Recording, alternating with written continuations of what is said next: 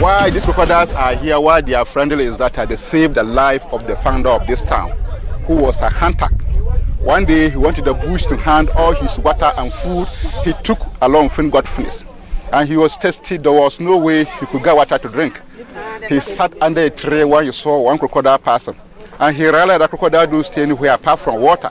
So he followed it gradually to when I enter a hole where there is water. He fed the water and drank, and he filled some of his containers, and he started hunting again. When he finished hunting, coming back home, he met a river. The river was flooded. As he was standing there, there was no way he could cross this river. So he spoke to the crocodile, and the crocodile pulled him across the river. When he came back home, he narrated all what has happened to his family members, and they decided to consult the CCA, because those days crocodiles were wild. They were also taking a bit of them. Crocodiles were also attacking people those days. So the CCA confirmed that he shouldn't attempt to kill any crocodile because the crocodile saved his life. And it's happened that this man had a quarrel with his family members back at Burkina Faso, a village called Kampala. And he decided to look for a place to settle. He started from Burkina Faso, walk towards here. When he get here, he say, Ayi Pagayo. In our language, it means my eye lie this place. This is why his eye lie, this is why he settled. That is why he also had the name Pagayo. So when he settled here for a few years later, he was hunting around. He met a small water line. He saw two crocodile line in this water. It came to his mind that back at Burkina Faso, Kampala, there are crocodiles, not in Paga here. So he quickly went to the CCA again. And the CCA confirmed that the crocodile that saved his life for the past years come to stay with him. So he shouldn't make an attempt to kill any crocodile. He should rather protect them. From there, he swore not to take a meat of it or killing it. From there, we also follow that tradition up to now. When they die, we bury them like the way we bury ourselves. And every year they have been reproducing. That's why there are not many in Paga here.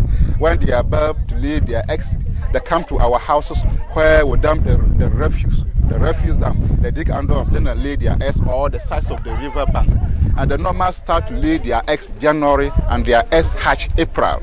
We also believe that the total number of people who stay in Paga here represent the total number of crocodiles, meaning each crocodile represents human soul. So this is the brief history about Paga Crocodile Pond. Yeah, in this particular pond, we have about 400 crocodiles now. About 400. This is not the only pond. We have Chief Pond, we have Nania Pond, we have Chania Pond, Parabaduno. We have 2 ponds there. Paraburunavio, 2 ponds. If you go to Parakajulu, about 5 ponds are there, Parakajulu. And if you go to where the slave market is, there's another Nania, where the pele come from. There's another large pond there. There are crocodiles in those ponds too. So in total, we have about 12 ponds in Paga here. All those ponds, there are crocodiles in them. So it doesn't mean that maybe if you are living, if you are staying in Paga here, let's say Pagazanga here, your soul should be, it's necessary your soul should be in Zanga here. No. You may live in Paga, Zanga here, but your soul will be in Avio or Nania or Kajulu or Chief Pond. If you hear the crocodile harm someone in Paga, to me there's a reason behind. Let's assume, like what? Like you, for instance, if you decided to come and settle in Paga here, no, you are not forbidden to take a meat of it. For if you dare kill one, you'll be harmed by the crocodile or harmed by your child, or harm your child one day. Yeah. But if you don't know whether your grandfather used crocodile meat before, no, it's not necessarily. It's not. Maybe if you take your meat, you can take 1,000 meat from somewhere and come here. But that is what you have a problem with. That is, if you kill a crocodile here, that is where you have That is where you have a problem with it. Yes. And do you feed them only fowls? We feed them with fowl. They also come out to roam the whole village to find frogs and toads to eat. Oh, really? Also, sometimes the money we charge, part of it we do use to buy fowls and feed them.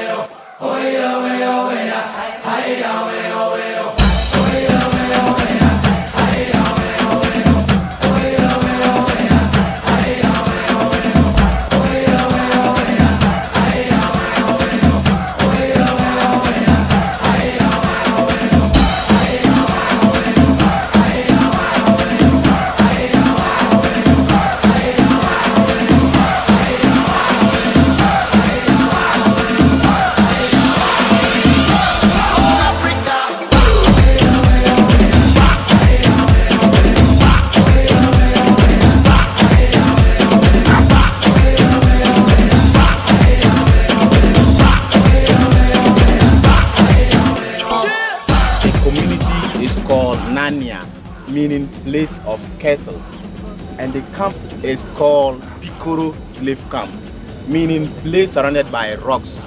This place was used as a slave camp in the year 1704 to the year 1764. It was formed by 3 African slave raiders called Babatu, Samori, and Paga. Samori was from Burkina Faso, Babatu from Mali, and Paga refused to tell the people his name and where he was coming from.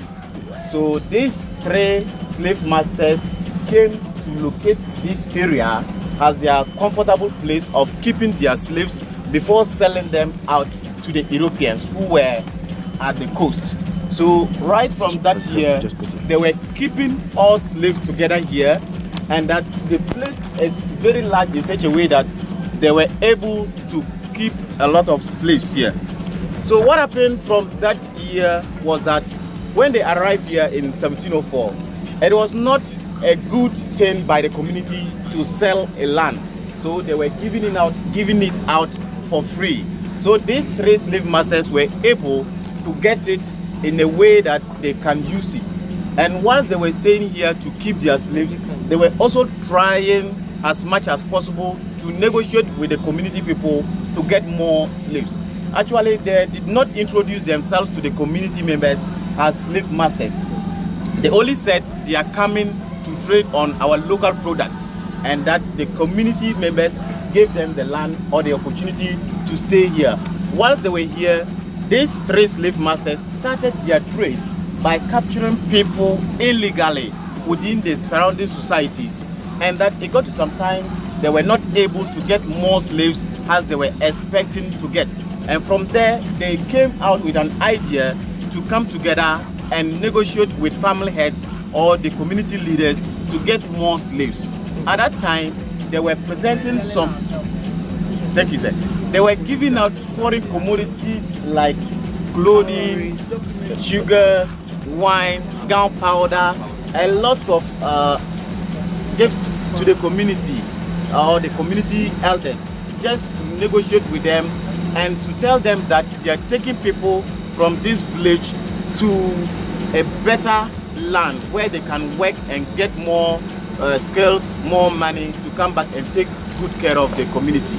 So these 3 African slave masters came in agreement with the leaders, and that they were able to get more slaves from their homes, because they can come to your house with a mission that they want to take your sister or your brother to a foreign land for skills or for money, and that they will present some things to you you might have never seen it before.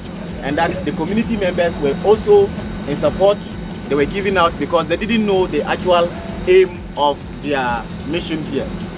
So whenever they get people around the villages, they'll first of all bring them into this camp. And from here, they were not able to build anything to lock the slaves in. So when they were here, they could put the slaves with chains around their hands to the trees all over. The trees were used for holding the slaves.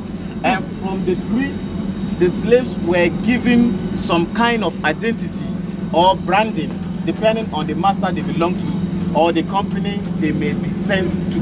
And from that era, they were not able to control them because they were very strong men and that of beautiful ladies.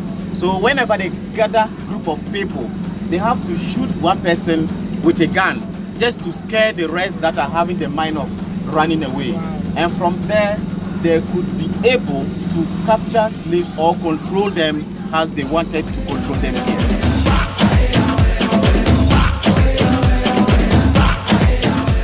This was the only source of water within the community and in the camp as at their time of staying here. And whilst they were here, this contributes to one of the reasons why they chose this place as their camp. They could get water here for drinking and for cooking. But when they get to the Asimanso, the slaves river, they will take their bath in that river and cross down to the coast. Okay.